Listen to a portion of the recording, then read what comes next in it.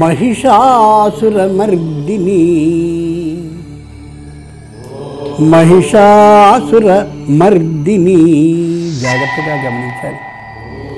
తెలుగువన్ ప్రేక్షకులైన మీ అందరికీ విజయదశమి ఏ 9 రోజుల నుంచి ఉత్సవ రూపంగా ప్రారంభమైందో, ఏ 10వ రోజున అమ్మ విజయాన్ని సాధించబోతోందో, అటువంటి విజయాన్ని సాధించిన దశమి ఏ విజయదశమిగా ఈ రోజున ప్రత్యేకమైన పేరుని పెట్టుకుందో, ఆ విజయదశమి శుభ ఆశీస్సులు, శుభాకాంక్షలు కాదు, ఆ పరమేశ్వరి శుభ ఆశీస్సులు మీ అందరికీ లభించాలని మరోమారు తెలియచేస్తూ, అమ్మవారి రూపం ఎలా ఉంటుందో, ఆ మహిష అసురుడు ఎలా ఉంటాడో గమనించాలి.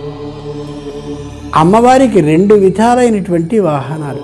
ఒకటి వ్యాఘ్రాసన, సింహాసన. వ్యాఘ్రాన్ని ఆసనంగా చేసుకుంటుంది, పెద్ద పులిని. సింహాన్ని ఆసనంగా చేసుకుంటుంది, అంటే సింహవాహన. సింహాన్ని వాహనంగా చేసుకుని ఒకటి, పులిని వాహనంగా చేసుకుని ఒకటి. పులి వాహనం మీద వచ్చింది, స్వయంగా ఆ మహిష అసురుణ్ణి చూసింది. పులి మీద నుంచి దిగి సింహాన్ని ఎక్కి వాడిని చంపింది. ఏమిటి? చంపడానికి ముందొక వాహనం, చంపేటప్పుడు ఒక వాహనం. ఏమిటి దీని అర్థం? లోకంలో క్రింద ఉండేటటువంటి వాహనాన్ని బట్టి వ్యక్తి యొక్క ఆలోచనని ఏర్పాటు చేశారు ప్రాచీనులు. పులికి సింహానికి ఓ భేదం ఉంది. ఆకలి వేస్తేనే ఎదురుగా లేడి కానీ ఏ ప్రాణి కానీ కనిపిస్తే చంపే లక్షణం ఉన్నది సింహం. ఆకలి వేయని సందర్భంలో తన మీద లేడి గంతులు వేసినా ఏమీ మాట్లాడదు సింహం. అంతటి ఉత్తమ జాతి జంతువు సింహం. అందుకే దానికి మృగరాజు అని పేరు. ఆకలి వేయకపోయినా సరే పులి లక్షణం ఖచ్చితంగా కనిపించిన జంతువుని చంపడమే. పోనీ చంపిన తర్వాత తింటుందా అంటే, ఆ మాంసాన్ని స్వయంగా ఎక్కడో చెట్టు కిందో, నది ఒడ్డునో, చెరువు ఒడ్డునో ఎక్కడో చోట పెట్టి బాగా పులిసే వరకు ఉంచి పులిసిన ఆహారాన్ని తినే లక్షణం ఈ పులిది. సింహం అలా కాదు. రక్తం యొక్క వేడి ఏమాత్రము చల్లారకుండా ఉన్నటువంటి సందర్భంలోనే రక్తాన్ని, మాంసాన్ని తినే లక్షణం సింహానిది. ఆ వేడి అదేం పట్టకుండా మాంసం ఎంత పులిస్తే అంత ఆనందంతోనూ తినేటటువంటి లక్షణం అదిగో ఆ వ్యాఘ్రానికి. వ్యాఘ్రం రజోగుణానికి సంబంధించినటువంటి జంతువు అయితే సింహం తమోగుణానికి సంబంధించినటువంటి జంతువు. అమ్మవారు రజోగుణంతో మీదికి వచ్చి మహిష అసురుణ్ణి చూసి, వీణ్ణి రజోగుణంతో సంబంధించిన వాహనం మీద వచ్చి చంపలేమని గ్రహించి, వాడు తమోగుణ స్థాయికి మించిన వాడని ఆలోచించి సింహంతో మాత్రమే వధించాలనే యథార్థాన్ని గమనించి ఆ పులి వాహనాన్ని నెట్టివేసి సింహవాహనం మీద స్వయంగా వచ్చింది. వాడి పేరు మహిష అసుర అని. మహిషుడు అనే పేరు కలిగిన అసురుడు రాక్షసుడు. అసురుడు అనే మాటకు కూడా అర్థం ఉంది. సంస్కృతం చాలా గొప్ప భాష కాబట్టే దాన్ని ధ్వంసం చేస్తున్నారు. మనందరం పిల్లలమై సంస్కృతం నుంచి పుట్టిన అనేక భాషల్ని అనేకమైనటువంటి తీరులతో మాట్లాడుకుంటూ ఉన్న వాళ్ళం అవుతూ కూడా మన తల్లిని నిర్దాక్షిణ్యంగా అన్యాయం చేసేసి అలా చంపేస్తూ ఉంటే భాషారూపంగా ఉన్న సంస్కృతాన్ని అలా మనందరం చూస్తున్నాం, వినోదిస్తూ ఉన్నాం, చంపవలసిందేని తీర్మానిస్తూ ఉన్నాం, లేదా ఉపేక్షాభావంతో ఉన్నాం. ఇది ఏమాత్రమూ సరికాదు. అసు రా, అసు అంటే ప్రాణాలని, రా తీయడం అని అర్థం. ఏ వ్యక్తి ఎదుటివాడి యొక్క ప్రాణాలని తీయడం వరకు చేసి అప్పుడు మాత్రమే సంతోషాన్ని పొందుతాడో అసుషు రమతే ఇత్యసుర, అలాంటి వాడిని రాక్షసుడు, అసురుడు అని తెలియజేసింది శాస్త్రం. ఒక్కొక్కడు ఎదుటివాడిని మాటలతో హింసిస్తాడు, పెద్ద కష్టం కాదది, పెద్ద నష్టాన్ని కలిగించదు. కానీ ప్రాణాన్ని తీయడం అనేది చేసి అప్పుడు ఆనందాన్ని పొందుతాడే, వాణ్ణి అసురుడు అని వ్యవహరించింది శాస్త్రం. అటువంటి అసురుడు ఎందరో ఉంటే ఆ అసురులలో ఒకడి పేరు మహిషుడు అని. మహిషము అనే మాటకి, సంస్కృతంలో ఉన్న మాటకి తెలుగులో అర్థం దున్నపోతు అని. జాగ్రత్తగా పరిశీలించి చూడండి. ఎక్కడైనా ఆవు కానీ ఆవు దూడ కానీ ఆకాశం కేసి ఒక్కసారి మబ్బు పట్టింది అనే యథార్థాన్ని చూసి గమనించినట్టయితే అబ్బో వర్షపు చినుకులు పడతాయి, మనం తడిసిపోతాం, ఇంటికి వెళ్ళలేమేమో, మనం మన యజమాని దగ్గరికి వెళ్ళకపోతే రాత్రంతా చలితో వణికిపోవలసి వస్తుంది, ఏ అనారోగ్యం చేస్తుందో అని ఆకాశం మేఘావృతమైనటువంటి సందర్భంలో చెరచెరగా వడివడిగా వెంటనే యజమాని ఇంటికి వెళ్ళిపోవడమో, యజమాని ఇల్లు చాలా దూరం అని కానీ వాటికి అనిపిస్తే ఏ చెట్టు నీడకో వెళ్ళిపోయి జాగ్రత్తగా అలా ఒంటిని దాచుకోవడమో చేస్తాయి. ఆవు దూడ ఆవు జాతికి సంబంధించిన ఏ పశువైనా.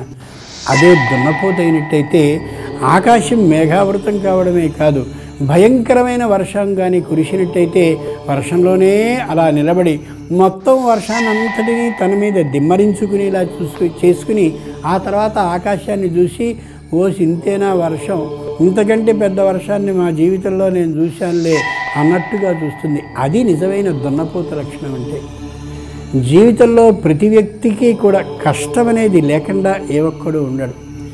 ఎక్కడ కష్టం వస్తుందో ఈ పని చేస్తే అని గమనించుకున్నటువంటి వ్యక్తి ఆవు లక్షణం కలిగినవాడు. కాబట్టి ఈ పని చేస్తే మనకు కష్టం వస్తుంది, కాబట్టి కష్టం రాకుండా ఉండే పనిని చేసుకుంటూ వెడదామని కష్టము అన్నటువంటి పని వైపు ధ్యాస పెట్టకుండా గబగబా సుఖం వైపుకి పరిగెత్తేటటువంటి ఆవు లక్షణం కలిగినటువంటి వాడు వ్యక్తి.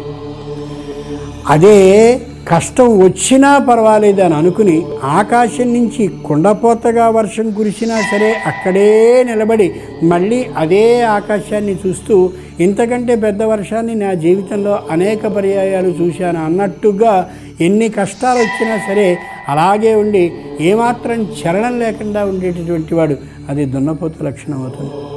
మరి కష్టాలని తట్టుకోవడం గొప్ప అని చెప్తుంది కదా శాస్త్రం.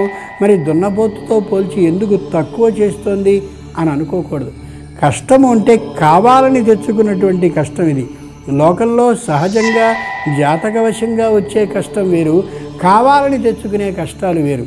ఈ మహిష్యుడనే పేరు కలిగిన రాక్షసుడు కావాలని కష్టాలని తెచ్చుకుని ఆ వచ్చినటువంటి కష్టాలని అలా స్వయంగా ఎదుర్కొంటూ జీవితం అంతా కూడా పోరాటంగానే సాగిస్తూ ఉండేటటువంటి లక్షణం కలిగినవాడు. 2, మహిషం అనేటటువంటి దానికి చెప్పలేనంతటి ప్రాలుమాలిక, నిద్రొచ్చేతనం, బద్ధకం, విపరీతమైనటువంటి నిదానం ఉంటుంది. లోకంలో ఈ బద్ధకించే లక్షణం, నిదానించే లక్షణం, ఏ సమయానికి ఆ పనిని చేయకపోడేటటువంటి లక్షణం ఎవరికైతే ఉంటుందో వాళ్ళల్లో ఉన్నటువంటి లక్షణాలు ఇదిగో ఈ మహిష లక్షణాలు, దున్నపోత లక్షణాలు అని అర్థం చేసుకోవాలి. అందుకే తెలుగులో వ్యక్తుల్ని తిట్టేటటువంటి సందర్భంలో వారు దున్నపోత అని తిడుతూ ఉంటారు. అది మంచి తిట్టు నిజానికి. ఆ లక్షణాలు కలిగినవాడు అమ్మవారిని కానీ ప్రార్థించినట్టయితే ఈ మహిష లక్షణాలు తొలగుతాయనే యథార్థాన్ని అమ్మ తెలియచేస్తూ ఆ విధమైన లక్షణాలతో నువ్వు ఉండకు, కావాలని కష్టాన్ని ఆహ్వానించి తెచ్చుకోకు, కష్టం వచ్చినటువంటి వేళ కష్టానికి మనమే తెచ్చుకున్నాం కాబట్టి ధైర్యంగా మనం నిలబడదామని అనుకోకు.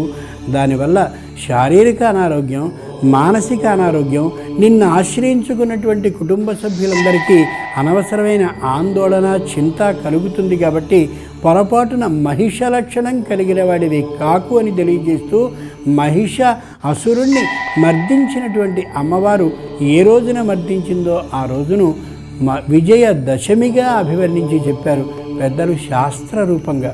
కాబట్టి విజయాన్ని సాధించేటటువంటి దశమి ఎప్పుడు అంటే కావాలని కష్టాన్ని ఆహ్వానించుకోకుండా దానంతటా వచ్చినటువంటి సందర్భంలో తొలగే ఉపాయాన్ని ఆవు దూడలా ఎవడైతే చేసుకుంటాడో అతనికి జీవితంలో ప్రతిరోజు విజయదశమి అవుతుంది. కావాలని కష్టాన్ని తెచ్చుకుని ఆ కష్టానికి అలా తట్టుకుంటూ నిలబడ్డట్టయితే వాడి జీవితం మొత్తం మహిషాసురుడు యొక్క జీవిత మయమే అవుతుంది, జీవిత సంఘటనల మయమే అవుతుందనే అమోఘమైన దివ్య సందేశాన్ని ఇస్తుంది ఈ విజయ దశమి ఉత్సవం. దశమి అనేటటువంటి ఈ తిథి నాడు జయదశమి కాదు, ఇది విజయదశమి. అంటే పరమేశ్వరి అనుగ్రహం లభిస్తుంది అనేది యథార్థమైన మాట. ఈ విజయదశమి రోజున సూర్య అస్తమయానికి ముందు 1:36 ఏదైతే ఉందో ఆ కాలంలో విజయ ముహూర్తము అవుతుంది. కాబట్టి ఆ సమయంలో ఏ పనిని ప్రారంభించినప్పటికీ కూడా ఆ రోజు నిశ్చయంగా ఆ ప్రారంభించబడ్డ పని విఘ్నమేం లేకుండా అలా కొనసాగుతూ వెడుతుంది. వ్యక్తికి సుఖాన్ని సంతోషాన్ని కలిగిస్తుంది. అటువంటి విజయదశమి పర్వదినం రోజున ఈ విజయదశమి అమ్మవారు ఎదురుగుండా మనకు కనిపిస్తూ ఉంటే ఈ తల్లికి ఇష్టమైనటువంటి పదార్థాన్ని నివేదించవలసి ఉంది. కాబట్టి తెలుగువన్ ప్రేక్షకులైన మీరందరూ అమ్మవారి ఆశీర్వానుగ్రహాలు లభించడం కోసమని గారెల్ని చేసుకుని అమ్మవారికి సమర్పించినట్టయితే అది శుభకార్యాలకి సంబంధించింది, అశుభకార్యాలకి సంబంధించింది కూడా యథార్థమైన పిండి వంట. కాబట్టి ఆ గారెల్లో ఉండేటటువంటి రజోగుణం, ఆ గారెల్లో ఉండేటటువంటి యథార్థమైన తమోగుణం రెండూ కలిపిన ఆ నైవేద్య ద్రవ్యం అమ్మవారికి ఇష్టం. కాబట్టి అమ్మవారికి ఆ విధంగా చేసినట్టయితే పరమ ఆనందపడుతుందనే యథార్థాన్ని తెలియజేస్తూ ఇదే రోజు సాయంత్రం అమ్మవారికి రాజరాజేశ్వరి రూపాన్ని వేస్తారనే విశేషాన్ని మరోసారి గుర్తు చేస్తూ ఆ రూపం ఎలా ఉంటుందో వెంటనే విందాం. స్వస్తి.